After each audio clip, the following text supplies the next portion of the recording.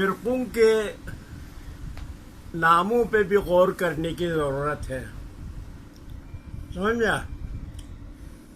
آپ یوں یہ بات کریں، فرقے اپنی جگہ ایک مستقل اللہ سے لے، فرقے یوں کو فرقے جو ہے یہ اپنی اندر کی ایک تنظیم کا نام ہے یا کسی ادیان ثوابی کا شاخ ہے.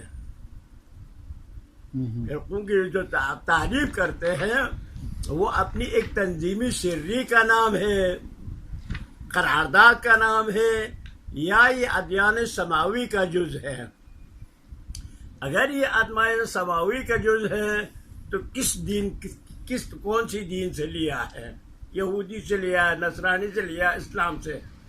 اگر اسلام سے لیا ہے تو اسلام یا تو قرآن ہے یا محمد ہے. ان میں جو چیزیں ہیں ان سے ملنا چاہیے. اگر خاص کر کے ان میں جو چیزیں ہیں ان کے ضد میں ہیں تو یہ دین نہیں کہا جائے گا، یہ تنظیم کہا جائے گا. سمجھ میں؟ ٹھیک. ہاں.